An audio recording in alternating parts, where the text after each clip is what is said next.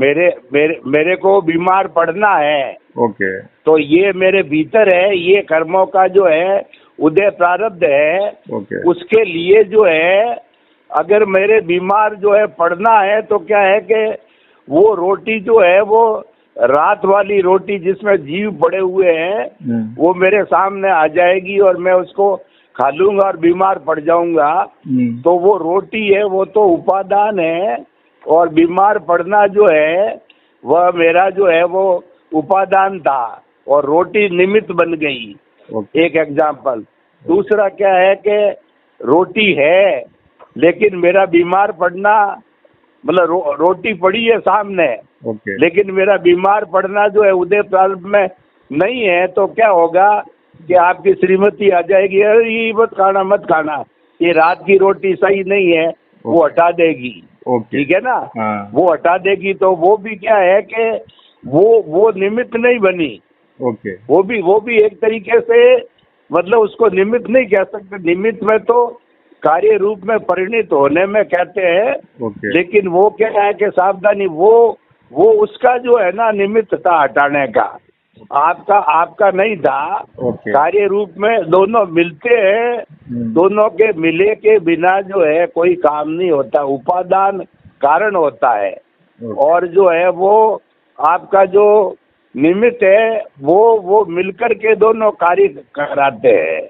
अब एग्जाम्पल रहा कि छोटा या मोटा, छोटे मोटे का प्रश्न नहीं है, जो कुछ होता है। एक मिनट लाइट बंद करो। छोटे मोटे का प्रश्न नहीं है, ये सारा उदय प्रारब्ध के अधीन है। उपादान जो है उदय प्रारब्ध के अधीन है। तो जो उदय प्रारब्ध होता है वो सारा जड़ है।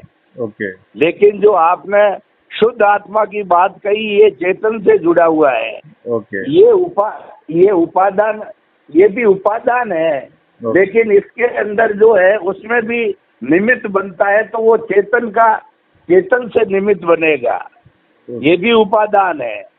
ठीक है ना। आपका उपादान था कि शुद्ध आत्मा को जो है प्राप्त करने का या समझने का, प्राप्त करना तो दूर की बात है, समझने का जो है आपके ज्ञान को समझने का आपके उपादान था। तो मैं निमित्त बन गया तो ये कार्य हो गया। तो इसके अंदर मतलब उपादान और निमित्त जो है दोनों चलते रहते, लेकिन ये उदय प्रारब्ध से जुड़े हुए होते हैं। बिना उदय प्रारब्ध के जो है ये निमित्त उपादान काम नहीं करते हैं।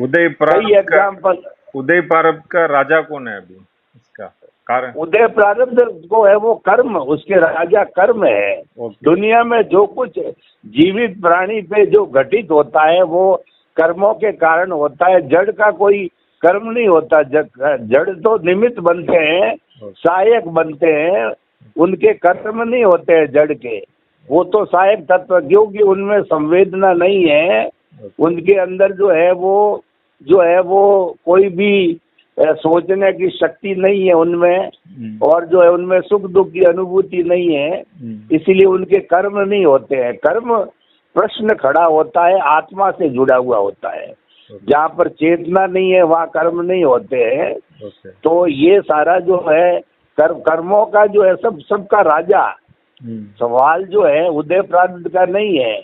कर्मों जो सारा राजा जो है इस संसार में जो आत्मा को घुमाने वाला है 84 लाख जीवा योनि में, वो धुरी कर्म है। जैसे साइकिल की धुरी होती है, धुरी समझे ना, वो जो एक्सल डाला होता है तो धुरी के ऊपर साइकिल घूमती है, धुरी के ऊपर पहिया घूमता है। तो हमारे जीवन की जो धुरी है वो कर्म है। अगर कर्म शेष नहीं है तो हम मुक्ति को चले जाएंगे।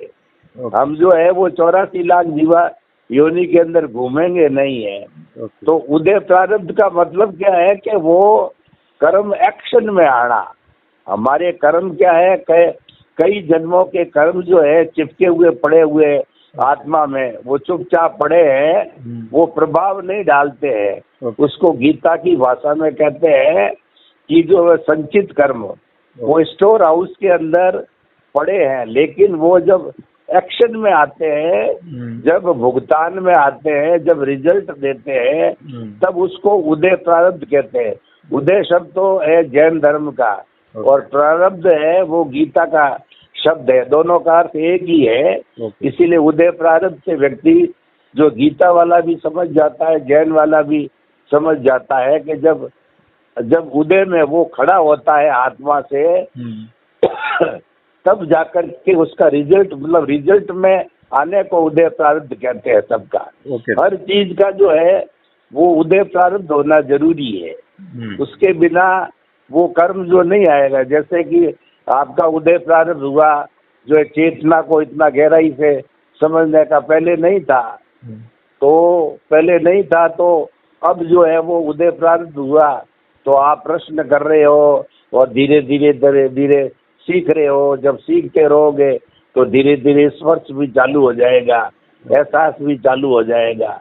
तो इस तरीके से ये क्रम चलता रहता है। तो उपादान मूल होता है, भीतर रहता है। क्वालिटी को उपादान कहते हैं और सहयोगी को निमित्त कहते हैं। निमित्त के जैसे कि बच्चा है, उसके पढ़ाई लिखी हुई है, तो पढ़ाई तो उसका उपादान है और गुरु है उसका निमित्त है।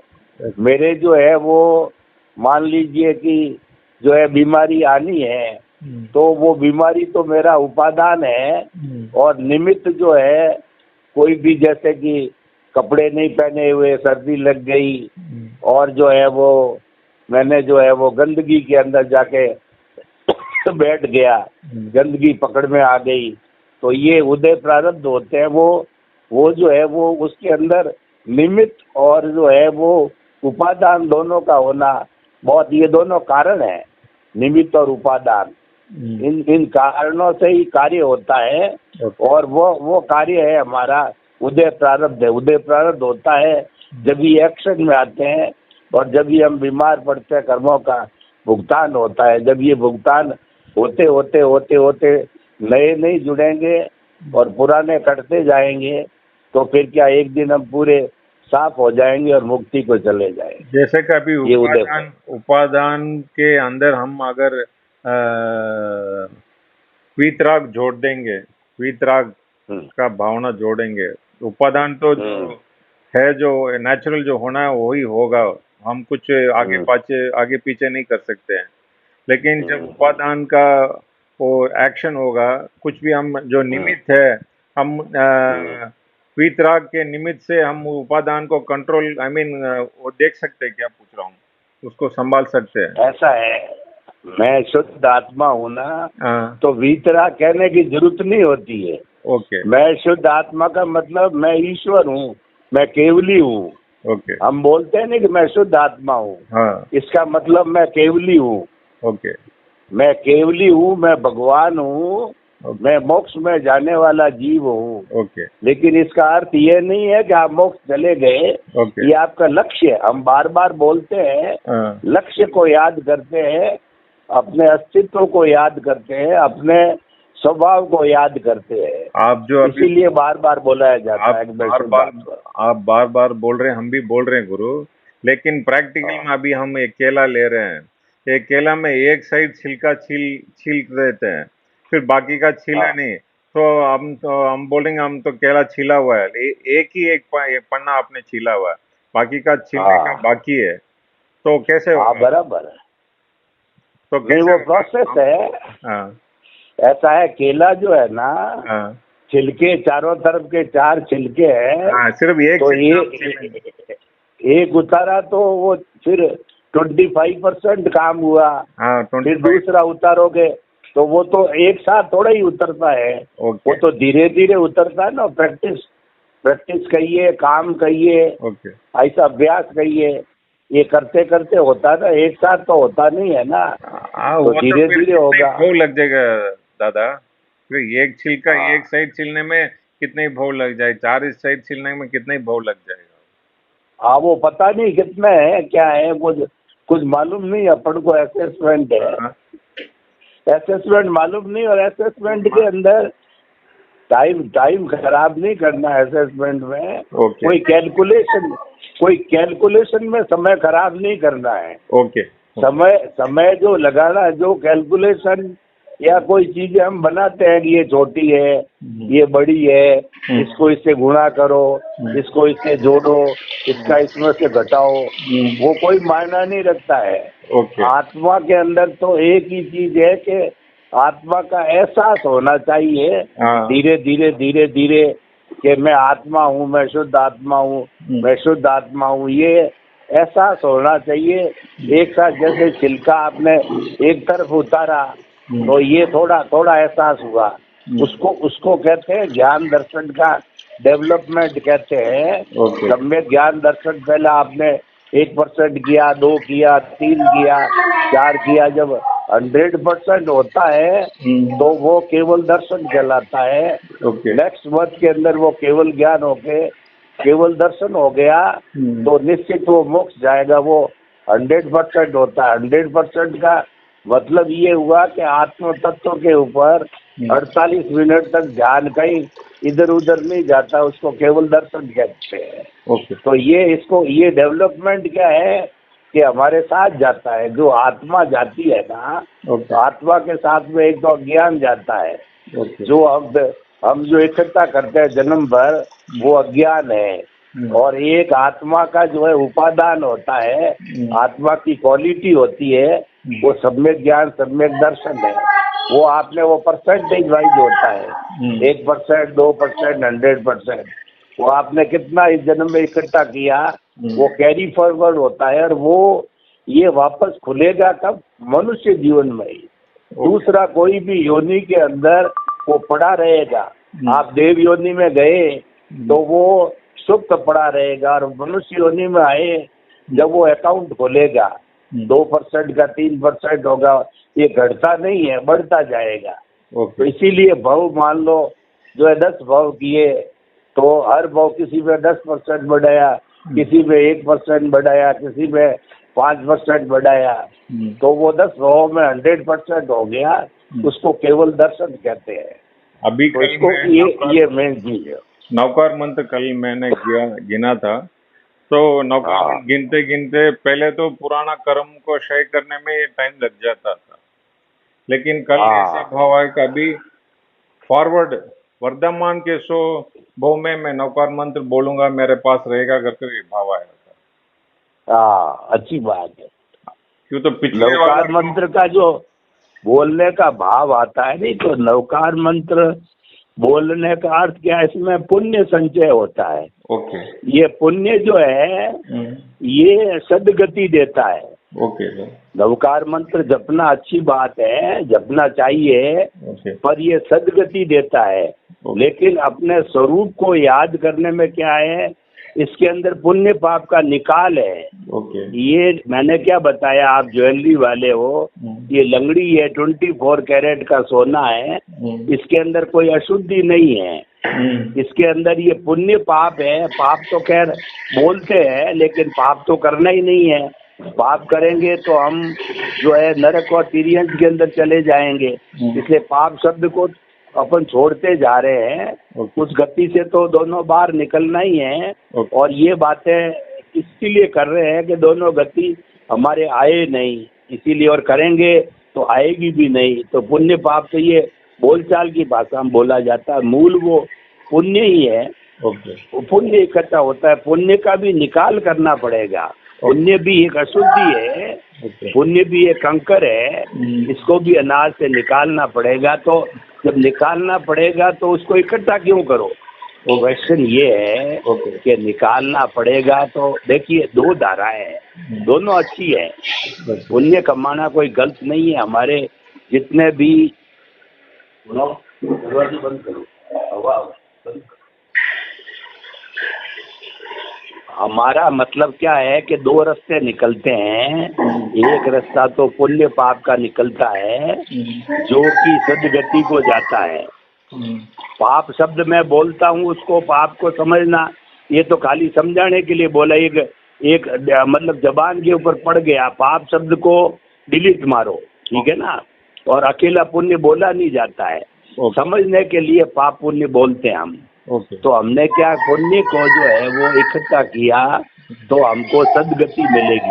कि आपकी डिस्टरबेंस हो रही, डिस्टरबेंस को कहो थोड़ा शांत रहो, डिस्टरबेंस को शांत करो। होता आ गया।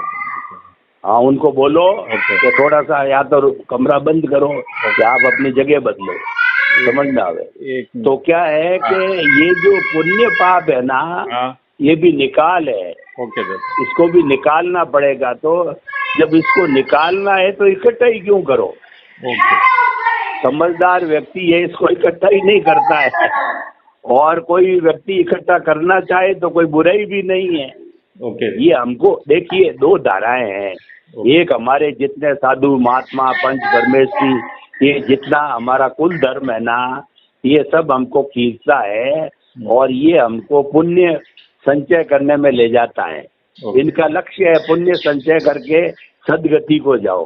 परंतु आप मेरे संपर्क में आए हो, मेरा लक्ष्य इससे अलग है। मेरा लक्ष्य मुक्ति का लक्ष्य है। वो ट्रैक मैं छोड़ रहा हूँ, शुरू से छोड़ा मैंने ट्रैक। मेरे छोड़ा हुआ, इसीलिए छोड़ा हुआ बताता हूँ, अगले को जमे या न जमे बात में उसकी जो है मतलब पुण्य संचय को भी बुरा नहीं मानता हूँ मैं। और पुण्य संचय तो बड़ी बात है। जो छोटा पुण्य होता है, साधारण नॉर्मल अच्छा व्यक्ति बनने के लिए भूखे को भोजन, प्यासे को पानी, और जो है नीडी व्यक्ति की हेल्प करना, वो भी बुरा नहीं है। तो बुरा किसी को नहीं मान रहा हूँ, क्योंकि बुरा मानना, मैं कौन होता हूँ मानने वाला।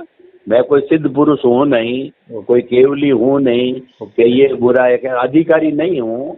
तो सबको अच्छा, बुरे को बुरा मानते हुए, अच्छे को अच्छे मानते हुए आगे बढ़ता हूँ।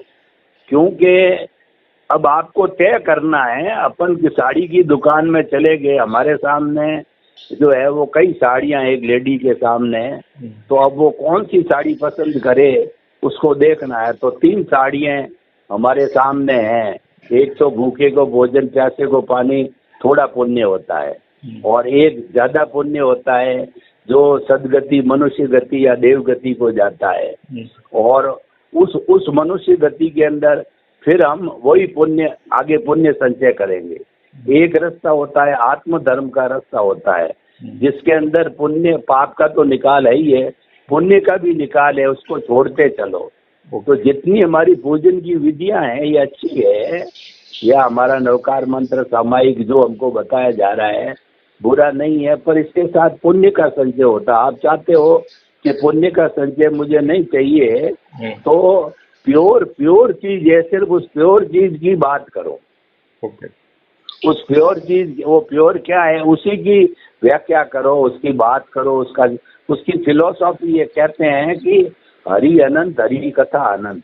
हरि मतलब हमारा भीतर विराजमान शुद्ध आत्मा भगवान। इस शुद्ध आत्मा भगवान की अगर 10 जन्म भी वर्णन करें तो इसके गुण समाप्त नहीं होते हैं। नवकार मंत्र के तो गुण जल्दी समाप्त हो जाएंगे, कोई भी अच्छी चीज के गुण तो जल्दी खत्म हो जाएंगे। पर हरि क्योंकि ये अनंत ज्ञान वाला है, जब इसकी इतनी क्वालिटी आई है कि इसका वर्णन करो। वर्णन करने का मतलब क्या है कि इसके अंदर रहना, इसका एहसास करना, इसको रियलाइज करना, इसका अनुभव करना, इसका इंट्रोस्पेक्शन करना। कई पर्यायवाची हो सकते हैं, मतलब इसको महसूस करना। उसको महसूस करने में अब कई जन्म निकल जाएंगे, तो इसीलिए कहते हैं हरि अनंत, हरि कथा अनंत। 100% आने में कई जन्म लगेंगे, तो इसीलिए कहते हैं हरि की कथा जो है वो अनंत है। तो अब आपको तय करना है कि रास्ता कौन सा लेना है। अभी आपका तो उसके रास्ते के अनुरूप चलो, दोनों रास्ते साथ नहीं चलाने। स्टार्टिंग में बोला जब उपादान जो शुद्ध आत्मा है वही मेरा उपादान है, उसी को पकड़ेंगे। हाँ, उसी की व्याख्या करो, उसके अंदर रहो, उसका चिंतन करो, उसी की बात करो। उसके कौन कौन से घटक है, उसके घटक जो है वो उसको स्टडी करो। उसके घटक क्या है, उसके घटक जो है जैसे कि जो है वो निमित्त, निर्दोष, अकर्ता और शुद्ध आत्मा, इसको समझो। कुदरत को समझो, कुदरती रचना को समझो, कुदरती कानून को समझो, कर्म फल को समझो, और जो है सम्यक ज्ञान, सम्यक दर्शन, सम्यक चारित्र, सम्यक तप को समझो। वो क्या है? सम्यक तप तो हमारी सदगति में भी है। पर उसकी और इसकी परिभाषा, उसमें तो क्या पुण्य संचय होगा, इसमें पुण्य का निकाल होगा। इसके अंदर पुण्य कौन सा बंदेगा मोक्ष के लायक और सहायक? पुण्य तो हरेक में चाहिए, पुण्य बिना अंगुली भी नहीं हिलती है। अगर मेरे पुण्य नहीं है, किसी व्यक्ति के पुण्य नहीं है तो लकवा मार जाएगा, उसको जो है ब्रेन हेमरेज हो जाएगा। तो उसके पुण्य के बिना तो कुछ होता ही नहीं है। मोक्ष में भी जाने के लिए मोक्ष का पुण्य अलग होता है, उसके अंदर सांसारिक पुण्य नहीं होता है। उसके अंदर जो मोक्ष का पुण्य मतलब कामना रहित होता है। तो कुल मिलाकर के सब बात घूमते घूमते घूमते हमारी साधना का जो मेन पॉइंट ये आ जाएगा, धीरे धीरे सब कामनाओं को छोड़ना पड़ेगा और आपको दर्शक बनना पड़ेगा, और आपको जो है वो मैं मेरा को संपूर्ण रूप से 0.001% भी नहीं रखना है, उसको पूरा त्यागना पड़ेगा। जो अपने जो है केवल दर्शन को प्राप्त करने के लिए उसको पूर्ण रूप से त्यागना पड़ेगा। ठीक है, आप अपना कुछ भी काम करो, लेकिन भावना में वो रहना चाहिए भाई मैं मेरा, मैं त्याग चुका हूँ, मैं त्याग चुका हूँ, त्याग चुका हूँ। आएगा वो आगे आएगा, तो उसके दर्शक बनो कि सुशील अलग है, मैं अलग हूँ, ये विषय मेरा नहीं है। कर्तव्य वो आएगा बीच में, आने दो, कोई बात नहीं है। कर्तव्य और गलती हो जावे तो कुदरत माँ से कहो कि जो है मिच्छामी दुक्कड़म, गलती हो गई या आपने मेरे साथ बुरा व्यवहार किया, तो किसी के साथ करो तो वो इस जन्म में तो डिलीट हो जाता है, अगले जन्म में नहीं होगा। क्यों? अगले जन्म में तो सुशील 100 वर्ष हो गए यहीं जला दिया जाएगा, सुशील खत्म हो गया। तो करने वाला चला गया, गलती दूसरा के साथ मेरे बच्चे, मेरे लड़के ने जो है गलती करी, मुझे क्षमा करो, क्षमा करो। ये तो फॉर्मेलिटी है। क्षमा किसको किया जाएगा? गलती करने वाले को, उसके पिता को। क्या करूं? हेलो, हाँ, क्षमा किसको किया जाएगा? हाँ।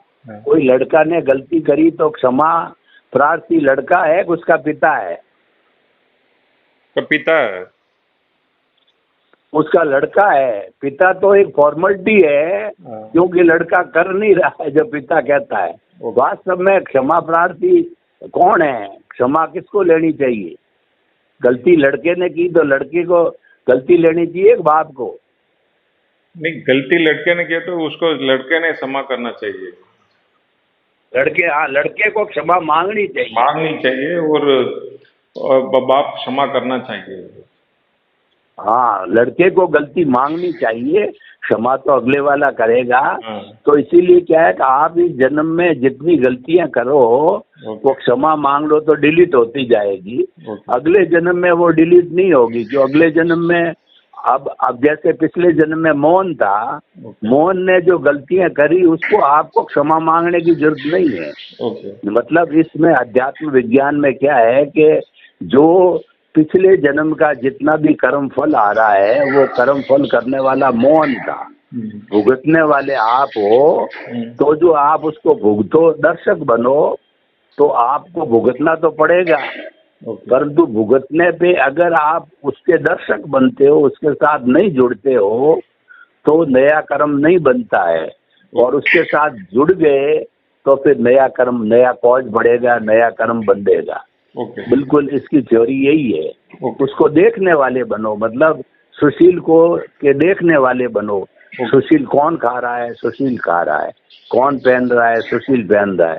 मैं सुशील नहीं हूँ, मैं तो शुद्ध आत्मा हूँ। और धंधा कौन कर रहा है? सुशील कर रहा है।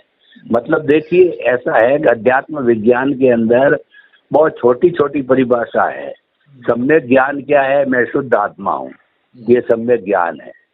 और सम्यक दर्शन क्या है कि मन वचन काया जो ये कर्म फल है उससे मुक्त मैं शुद्ध आत्मा हूँ, उसको देखने वाला हूँ, ये सम्यक दर्शन है। और तीसरा जो है मन वचन क्या है? कुदरती रचना है, ये देखने वाला सम्यक तप है। ये गहराई से तपस्या करनी हो, संन्यास लेना हो, साधु बनना हो, तो आप जो है वो सुशील को कुदरती रचना मानो।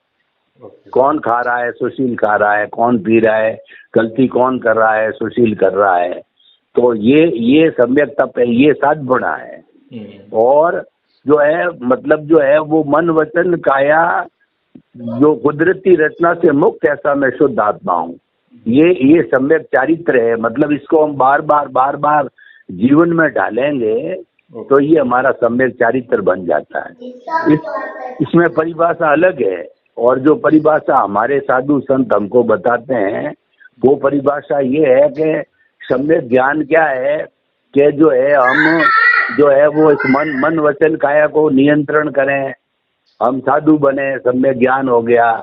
और सम्यक दर्शन ये हो गया कि जो है हम ये वो शुद्ध रहे, मतलब मन वचन काया को शुद्ध करते हैं। बेसिक फंडामेंटल दोनों में डिफरेंस क्या है कि जो हमारा जो जीवन हमको जो पुण्य का जीवन है उसमें मन वचन काया को शुद्ध करना है, और अध्यात्म विज्ञान में आत्मा को शुद्ध करना है। दोनों में ये फंडामेंटल डिफरेंस ये है, क्योंकि इसके अंदर पुण्य का निकाल है, उसके अंदर पुण्य का बंध है। ये मतलब मन वचन काया को पुरुषार्थ माना है, और अध्यात्म विज्ञान में मन वचन काया को रिजल्ट माना है। ये फंडामेंटल डिफरेंस है।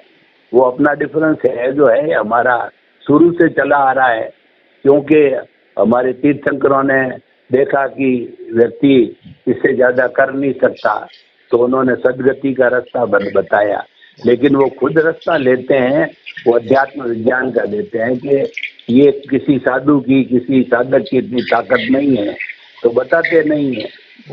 हमको ये बताया नहीं जाता है आइसुल में, और बताते हैं तो वो एग्री करते नहीं है। वो कह रहे हैं कि ये तो पुरुषार्थ है। मतलब देखिए फंडामेंटल डिफरेंस क्या है कि साधु बना तो ये उदय प्रारब्ध मानता है अध्यात्म विज्ञान। वो कहता है कि नहीं, मैंने मेरे पुरुषार्थ से साधु बना, मैं मेरे पुरुषार्थ से जो है वो मांस खमन कर रहा हूँ।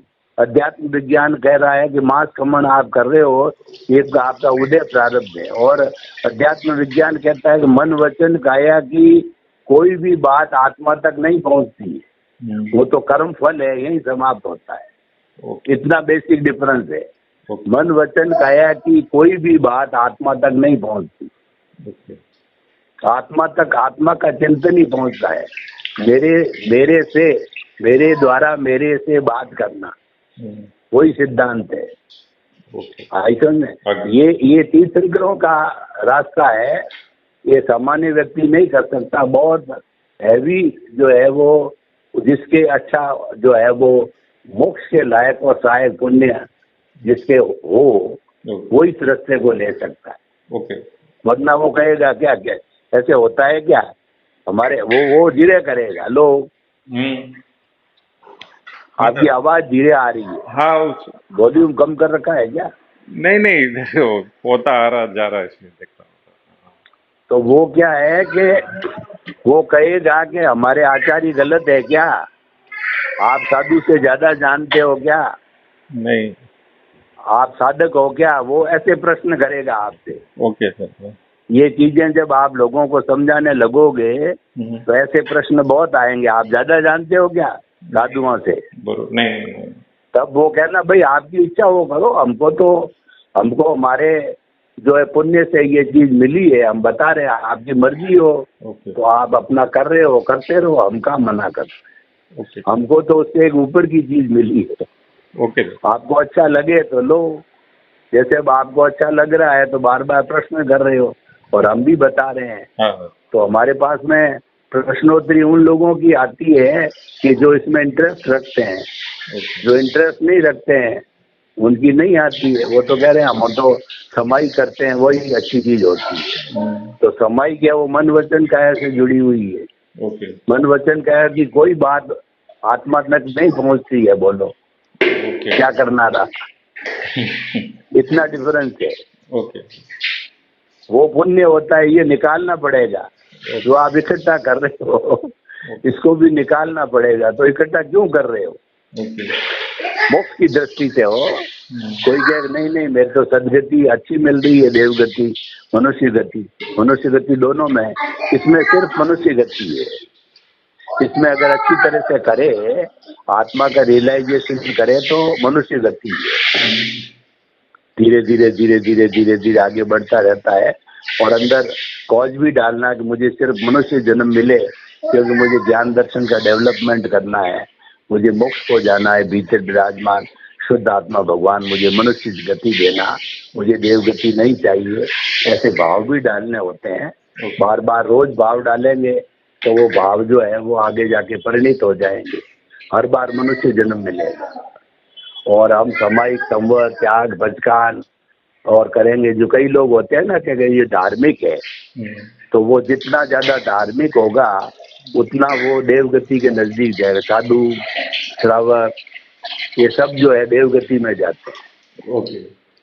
और कोई छोटा मोटा जो तपस्या करता है वो मनुष्य भी बन जाता है, लेकिन वो भी पुण्य निकाल के जैसा होता है। इसमें दो गति रहती है, मनुष्य और देव, और इसमें सिर्फ एक मनुष्य गति रहती है।